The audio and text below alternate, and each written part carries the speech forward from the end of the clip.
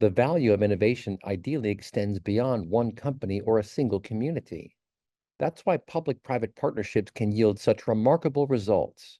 By forging collaboration across government and business, economic development organizations create lasting value that benefits the public at large.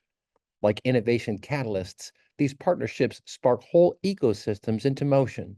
Learn more on this episode of Future Proof. The future is here already. It's just not evenly distributed. Yet. Today's world teems with innovation. The nexus of hardware, software, and human ingenuity promises a revolution in possibilities. What does tomorrow look like?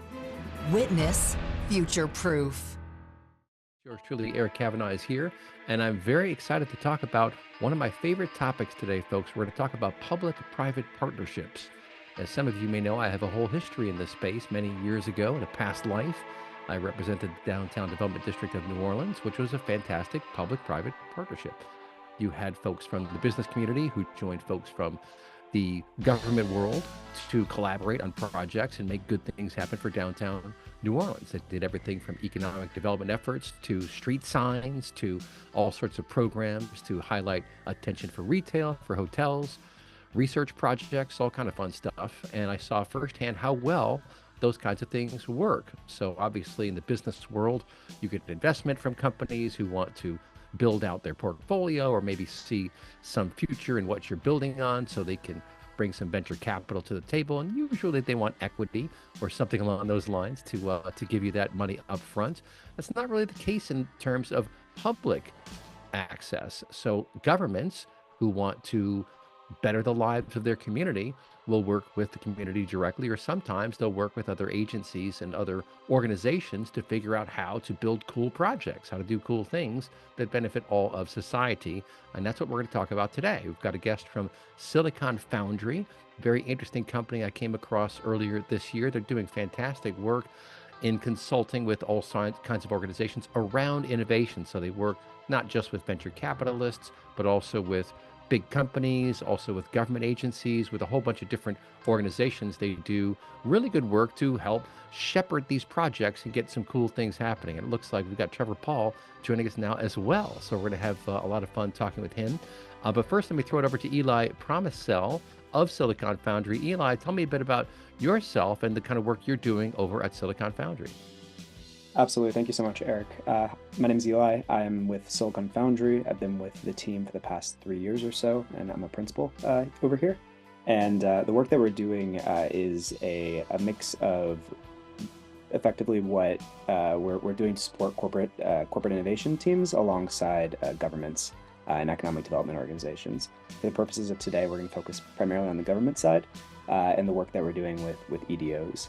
And effectively how we're supporting them is being able to foster thriving innovation ecosystems in order to foster some of these first of its kind type of initiatives and projects while also attracting very innovative and emerging businesses from around the world.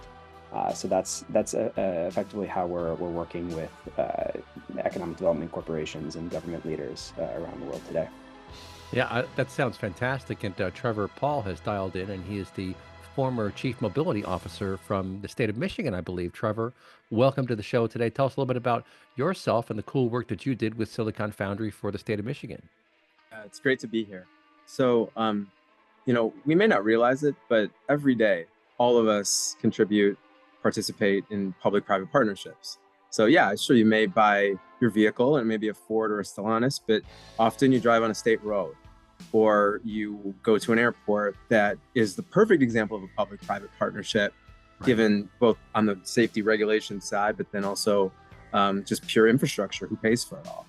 And so really our job, at least while I was at the state as Chief Mobility Officer, was to think not just about 2021, 2022, 2023, but think about 2030. 2032.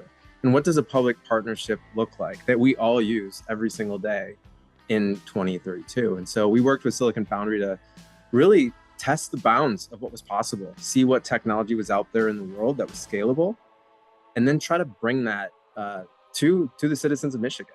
We are the mobility capital, and we are the automotive capital, but you got to earn that title. And we're at this very interesting point in the automotive industry that is similar to the 1910s, 1920s. Things are changing very fast, not just with the vehicles, but also with the environment around those vehicles. And so it was paramount that, a lot of people think, yes, Detroit is the home of the Model T, the first vehicle. But the truth is we're also home to like the first 3-color traffic light, the first mile of paved road. So there's a leadership role that Michigan should play around infrastructure. And we found Foundry to be the best partner in dreaming of what could be possible. Yeah, that's really cool, I have to tell you. And I think for a lot of folks, working with the government can seem daunting. For some folks, working with big tech can seem daunting. And it helps, and maybe Eli, throw this back over to you, it helps to have a consultant, a trusted partner advisor to work with you and help you understand the ropes of working with government agencies, the ropes of working with venture capitalists or big tech companies, because they are different environments, they have different mores, different customs, they have regulations, policies, deadlines, all these kinds of things that can be difficult to ascertain for the common man or the common business person. So that's where Silicon Foundry really comes in and helps understand and shepherd that process, right? Absolutely. So in a nutshell, we like to think that we operate within the nexus of the innovation ecosystem. And when I say the innovation ecosystem, I think about absolutely the public side, the public sector, governments, EDOs. It also includes corporates, corporate innovation teams, corporate venture capital teams, the big tech companies. It includes the role that the media plays in that space. It includes the VCs, the venture capitalists, the private equity firms, the family offices. It also includes the incubators and the accelerators. There's this vast, rich, expansive innovation ecosystem, and everyone plays a super important role in fostering this ecosystem, especially when it comes down to the regional level, whether that's at the local level, at the state level, or at the country level. And so I think it can be, to your point, daunting to serve on one side of the ecosystem and understand how to effectively interact with another side of the ecosystem, or understand how to communicate with different sides of the ecosystem. So in many cases, we can often serve as translators. We can serve as catalysts for these types of opportunities, and being able to bring together and convene some of these different players across the ecosystem in order to Trevor's point, create something in many cases first of its kind or truly innovative. And so that's a lot of the work that Silicon Foundry has been doing, really behind the scenes in many cases, but also really serving as an extension of economic development teams and of innovative government agency teams to help really bring some of these initiatives to life. Yeah, that's really cool stuff. And Trevor, I'll throw this back over to you. In a past life, I was a journalist, and I remember interviewing a guy from the Illinois Department of Transportation, and we were talking all about planning highways. And he told me something that was very interesting. He said, in our world, we're not allowed to expect more traffic in the future. We have to look at current traffic patterns and use that as our baseline for building roads and where we build roads. And this was back when they were building 355, which was a huge undertaking and really transformed the Chicago suburbs, because it was kind of out west, but it went northwest through a lot of major suburbs and just was fantastic. And I was like, well, that's very interesting. So you have to be forward looking. You have to understand the regulations. You have to understand the budgets, the processes around all that, and then work with partners to figure out what can be done. And that's kind of what your role was, right?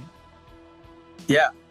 I mean, to a degree, yes, you have to look at what has been done, but then you also have to look at, like what's been wrong about what's been done. And most people don't like that, right? Yes. And, in our case, I understand that mindset, because you have an obligation to the taxpayer to be as efficient and effective as possible with their dollars, with their tax dollars. And so you can't really use that money to bet on the future. However, it is incumbent upon government to plant the seeds for innovation, to allow innovation. Sometimes that is done through regulatory right of way, passing laws.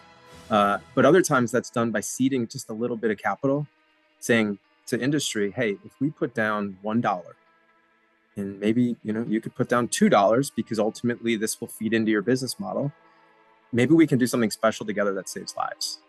Maybe we can do something special that, could, help with emissions in an area within the Detroit city limits that has been one of the most polluted in the nation for decades. There are things we can do together to create a better world.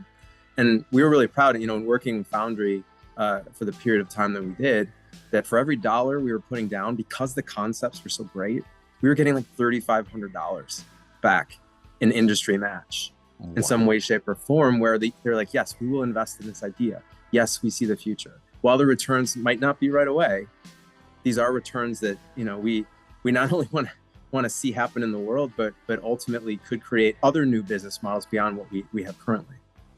Yeah, and Trevor, I'll throw this one back over at you. Economic development is such a powerful engine, and mobility is central to that. So enabling safe traffic, not just of people, but of goods throughout urban areas and throughout a state the size of Michigan. A lot of people may not know Michigan's a big state. I've driven all the way up north and all the way down south across. Okay. Oh yeah, I've been up to Saginaw and Sault Ste. Marie and all these places. So I know it's a beautiful state. It's beautiful in the summer. Lots of mosquitoes. That's my only complaint. If you guys could work on the mosquitoes, maybe that would be working on it. Working on it. It's tough, but the point is that when you make these investments, the fruits of that labor can be enjoyed for years and decades to come, right, Trevor? Yes, as long as it plugs into the existing infrastructure, the existing systems. One of the things I'm careful to say, and whether it was to lawmakers, policymakers, or CEOs, it's like, no, we're not trying to land a spaceship on the current way that we live our lives. Like, this is not something that should make you have to go out of your way to use. This should plug into everything that you have in ways that, sort of how Steve Jobs did with the iPhone, in ways you could never imagine. And so in our case, I'll give you a couple of examples of the projects that Foundry played a direct role in incepting. We worked with a company, Electrion, which Foundry introduced to us, a company based in Israel, but with ties in Sweden. And they had done some really successful deployments in Sweden of a road that actually charges an electric vehicle as it's in motion. Pretty cool. Wow. Not something that is useful on every single road or every single mile of the 28,000 miles of road there are in Michigan, but something that works for, say, routine deliveries, something that works for transit. And so, with the idea being so buttoned up, so detailed, with a partner that was willing to invest some of their own funds into it, we were then able to go back to multiple state departments and the city and say, hey, could we stitch together a public-private partnership and do something that's never been done in America? And we did that. And right now it's active in downtown Detroit. And actually, it made national news when we did it. So beyond just being a functional solution that we hope to grow in the future, it was perception altering.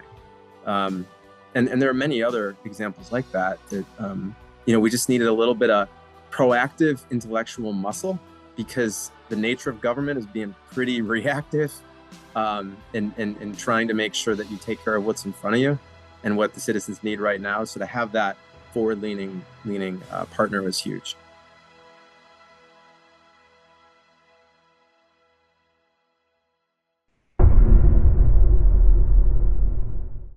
Fascinating conversation today. We're talking to Eli Promsel of Silicon Foundry, one of the coolest companies I've come across in a while. Very interesting folks. They shepherd projects, they make connections, they network, they have all sorts of resources in terms of understanding different kinds of technological innovation, but also bureaucracy and understanding how to deal with bureaus, understanding how to deal with government agencies, understanding how to deal with innovators and venture capitalists. So it helps to kind of have that spectrum, that panoply, if you will, of experts at their disposal. And we've also got Trevor Pawl here. He's the former Chief Mobility Officer from the state of Michigan. And Trevor, in that first segment, I'll throw this back over to you. I did not know that Michigan is where the first three-colored stoplight came from. That's pretty good stuff, right? Yellow, green, and red. And I don't know if anyone ever saw the movie, but way a long time ago, there's a movie about an alien landing, and he's driving around with the girl, and she goes, "Don't you know what those lights mean?" He goes, "Yes, red means stop, green means go, and yellow means go very fast." And she's like, "No, it means slow down. It means caution." But that's just one cool part of the history of Michigan. Of course, Motown. What does Motown stand for? Motors, man. General Motors, cars being manufactured. So there's a spirit of innovation and industry in Michigan, right, Trevor? Absolutely. But it's an interesting time in our history. Um, Electric vehicles require less parts. And so as we think about the transition from internal combustion engines to EVs, our supply base stands to shrink unless there's ways that we can diversify, get into other modes of transportation. If you believe any of the future mobility predictions that you see from either big consulting companies or those in the industry, the way that we get around is going to change in the next 50 to 75 years. And, car ownership may be something that is a thing of the past. I'm not saying it's going to be like smoking on airplanes or anything, but it's something that eventually maybe we have 4 lanes for autonomous vehicles, transit, and 1 lane for those that want to drive themselves, because driving yourself could be extremely expensive, depending on where our high volume manufacturing takes us and how prices, go up and go down as you think about the future of automotive. And so really it's important to us in Michigan, right, that we're thinking now about the future that we all want to live in. And how can we take that supply base and give them a diverse set of opportunities? Maybe the future of drones, maybe the future of even freight shipping, both on waterways and highways. There are all these different ways that we can think about transportation, micromobility, the future of scooters, the future of bikes. Michigan's a place that makes things, we design things, we think of things too. It's not limited to sedans and SUVs. And so the role that I had in the state was very much sort of being this evangelist, this promoter for a future in mobility that isn't just anchored in automotive, but anchored in a bunch of different things. Yeah, that's very cool. And Eli, I'll throw this over to you. And I'm glad that Trevor threw in there the concepts about, or the reality of moving product, not just moving people, but moving product, moving supplies and supply chains. In fact, the first show we did with Silicon Foundry was focused on supply chain, which is incredibly complex stuff. It's something that not many people knew about until really it was the not just the COVID, but before that, the tariffs on China that threw everything into a bit of a tizzy, especially if you were a cyclist like me. You couldn't get bicycle parts because they were all over in China. And that all stopped. But my point is that this is another kind of value that an agency like Silicon Foundry can bring to the table, because to understand the nexus of supply chain, urban planning, development, manufacturing, and artificial intelligence is pretty important stuff, because you can, and we just did a show, in fact, last week with the folks from Dell, and I was pointing out, I remember 25 years ago being amazed by what Dell did with just-in-time delivery. And I joked that I actually knew a guy who drove a van all around the Dell plant just all day long with motherboards waiting for the call, because they'd say, okay, we got an order for 50, like he'd drive in, drop off 50, and then drive off. That's just in time delivery. And that's 25 years ago. So what I think is interesting here is that you folks at Silicon Foundry can bring this kind of knowledge and expertise and contacts to the table to work with folks like Trevor, who has his own array of contacts, right? Maybe talk about that for a second. Yeah, absolutely. Thank you. I think one of the things that is really cool about Silicon Foundry as a platform and as an organization is the way that so first and foremost, we're industry agnostic. And when I say industry agnostic, I mean we are working with a broad range of members, clients across a range of different industries, whether it's supply chain logistics, as you noted before, whether it's financial services, consumer retail, automotive, aviation. We're working across a very broad set of different industries, and what makes sort of what allows us to be able to do that is really the horizontal nature of a lot of the subject matters that we deal with. So take mobility, for instance. Mobility serves as a technology that impacts a broad range of different industries and starts to touch into and teeter into what's happening in supply chain logistics and the movement of goods. And Trevor referred to freight before. What's happening in energy as we talk more about electrification. And so because of the nature, this horizontal nature of the topics that we're dealing with, we're able to work across this broad set of different spaces, and therefore bring insights that come from unexpected places, in many cases. So if we're working with one of our members that exists in the supply chain and logistics space, that's trying to look at the future of the warehouse, and what's happening in within the warehouse context, and some of the technologies, whether it's humanoid robotics or computer vision. Well, a lot of that technology is universal, industry agnostic, horizontal by nature, and that can come into play in the aviation space, and what's happening out on the tarmac, and what's happening above and below the wing, and everything that's happening with baggage handling. And one of the really interesting things I think about economic development in particular is the Michigan is home to, and as this, a lot of this conversation has spent time on, is home to the it is a true landing zone for mobility innovation. This is an unofficial tagline that I've been trying to push for so long, but I do believe all roads in mobility lead to Michigan. Nice. And so it becomes this very natural landing zone for a lot of innovation that's happening in mobility around the world. And so whether it's mobility, whether it's supply chain logistics, whether it's advanced air mobility, there's a lot of opportunity for innovation to take place and EDOs to act as a catalyst, no matter where you are in the world.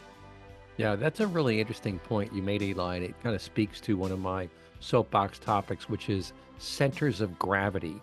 And Trevor, I'll throw this over to you. You see this all over the place in the business world. Companies and regions will get known. I mean, look at Silicon Valley, for example. It's one of the ultimate centers of gravity for innovation. And to Eli's point, you've got a center of gravity in Michigan around mobility, not just because of Motown, but because of many different innovations over the years. There's a cultural awareness around the criticality of mobility, and that infused with the Michigander spirit, infused with the history and the communities and the cultures that are making the fabric of that state, has created these interesting innovations, right? And so it is now a center of gravity for mobility. And that, to Eli's point, can lead to future advances, whether it's design of new products or understanding the economic impact. I mean, that's another side of the equation too, is being able to measure and manage and report on the economic impact of these things. That's all some pretty cool stuff, right, Trevor? Yeah, absolutely. And when you think about reporting out, what is it that you report out? Typically in state government, it's ultimately what outcomes the governor that's elected chooses.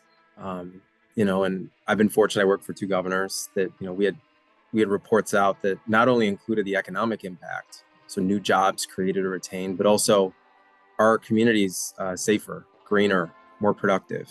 Are they more accessible? Do the technologies we're bringing to bear, do they uphold a person's dignity? How are we making Michigan not just the mobility capital, but just simply one of the best places to move around? Whether it's a good or whether it's a person.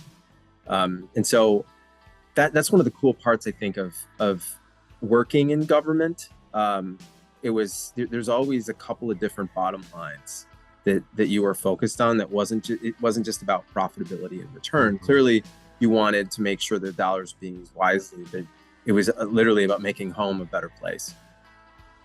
Yeah, that's a fantastic line. And for what it's worth, my wife deals with mobility issues. She has MS, so she's in a scooter all the time, and there are places that are not very ADA friendly, let's say. So we're certainly hopeful in the consumer jetpack, right, where she go, just kind of, you maybe use the magnetic fields or whatever. But there are trains that run on magnets all around the world now. So there are really cool things that you can come up with. And maybe, Trevor, I'll throw this back over to you and then back over to Eli in a second. But when you have, again, these centers of gravity around certain domains of expertise, material science, for example, what's wonderful is that these groups or these centers have such an advantage and then can leverage that advantage for the broader communities in our country, right? Go ahead.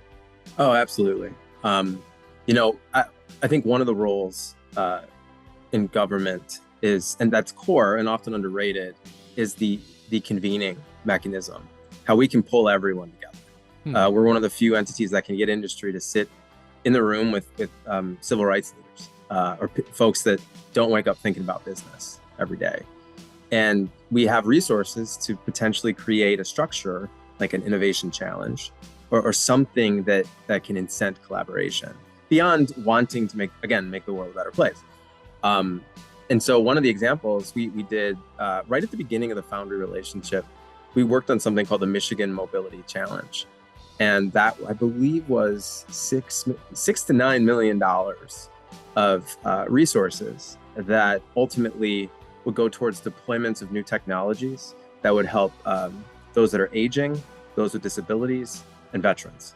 And really focusing on areas of the state, like rural areas, like the Upper Peninsula of Michigan, and parts that maybe don't already have these networks in place to help folks get to the grocery store, get to a doctor's appointment, and even just simple ride share.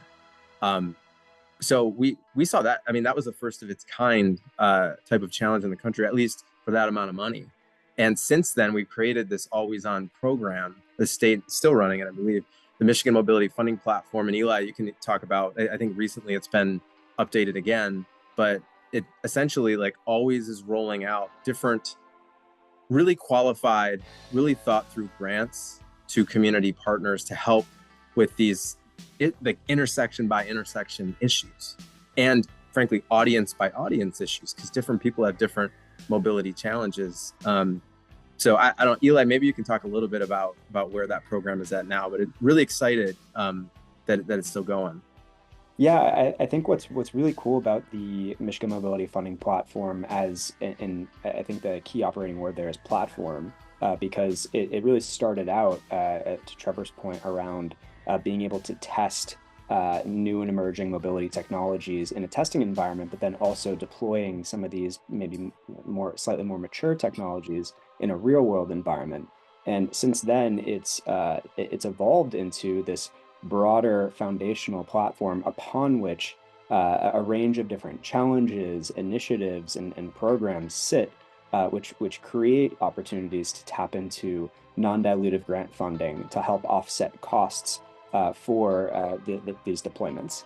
And I think that's a really key aspect of the economic development playbook, to be able to attract new companies, to be able to help foster and develop innovation activity within a region.